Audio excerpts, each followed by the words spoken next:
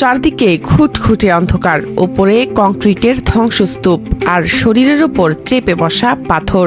এমন এক জীবন্ত কবরে নিজের 18 দিন বয়সী সদ্যজাত সন্তানকে বুকে জড়িয়ে মৃত্যুর প্রহর গুনছিলেন এক মা।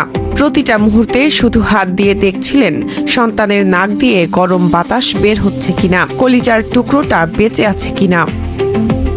ভেনেজুয়েলার কারাকাসের একটি ক্লিনিকের বেডে শুয়ে বিবিসিকে অলৌকিকভাবে বেঁচে ফেরার সেই শিউরে ওঠা বর্ণনা দিচ্ছিলেন ডায়ানা প্যাটিনো। 24 জুন লা গুয়েরার উত্তর উপকূলীয় এলাকায় নিজের 8ম তলার অ্যাপার্টমেন্টে যখন বাসন ধুচ্ছিলেন, তখনই কেঁপে ওঠে পুরো শহর। হালকা কম্পন ভেবে দ্রুত কোলে তুলে নেন 18 দিনের শিশু হুয়ান ডেভিডকে, কিন্তু মুহূর্তেই ওলটপালট হয়ে যায় সবকিছু।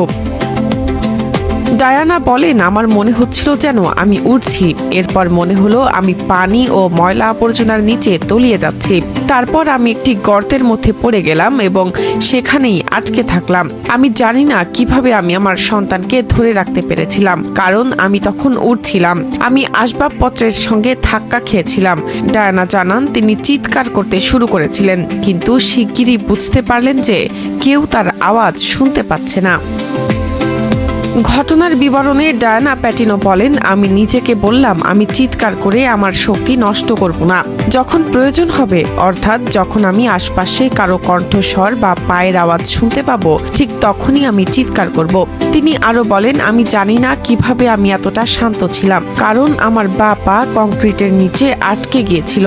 আমি নড়াচড়া করতে পারছিলাম না। আমার মাথার এক পাশ একটি পাথরের সঙ্গে চেপে ছিল।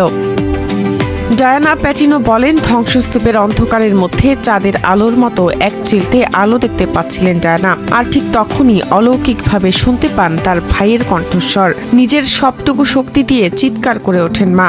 ভাই আশ্বস্ত করে বলেন, তোমাকে বের না করা পর্যন্ত আমি এখান থেকে যাচ্ছি না। 25 জুন রাতে অত্যন্ত ঝুঁকিপূর্ণ এক উদ্ধার অভিযানের পর অক্ষত অবস্থায় বের করে আনা হয় সেই মা ও শিশুকে। ভূমিকম্পে ডায়ানার 2 পাই জখম হয়েছে, তবে সৌভাগ্যবশত হুয়ানের কেবল সামান্য চোট লেগেছে। ডায়ানার স্বামী গেরসন ভূমিকম্পের সময় মাত্রই বাড়ি ফিরে গাড়িটি পার্ক করেছিলেন। ভূমিকম্প টের পেয়ে তিনি একটি বেড়া টপকে নিরাপদ স্থানে যান, কিন্তু তাদের অ্যাপার্টমেন্ট ভবনের যে অবস্থা হয়েছে তা দেখে তিনি চরম কোনো অঘটনের আশঙ্কা করেছিলেন। তাই সন্তান ও স্ত্রী উদ্ধার হওয়ার সেই মুহূর্ত তার কাছে একটি অলৌকিক ঘটনা। 24 জুন ভেনেজুয়েলায় মাত্র 39 সেকেন্ডের ব্যবধানে 7.2 ও 7.5 মাত্রার দুটি শক্তিশালী ভূমিকম্প হয়। এতে দেশটির রাজধানী কারাকাস ও বন্দর নগরী লা গুয়েরা সহ বিভিন্ন শহর ধ্বংসস্তূপে পরিণত হয়েছে। ভূমিকম্পে এখন পর্যন্ত অন্তত 1700 জনের মৃত্যুর বিষয়ে নিশ্চিত হওয়া গেছে। নিহতের সংখ্যা 10,000 ছাড়িয়ে যেতে পারে বলে আশঙ্কা করছে যুক্তরাষ্ট্রের ভূতাত্ত্বিক জরিপ সংস্থা USGS। তবে এই মহা ধ্বংসযজ্ঞের মাঝেও 18 দিনের সন্তানকে বুকে নিয়ে ডায়ানার বেঁচে ফেরা মাতৃত্বের এক অদম্য ও অলৌকিক জয়ের গল্প হয়ে থাকবে।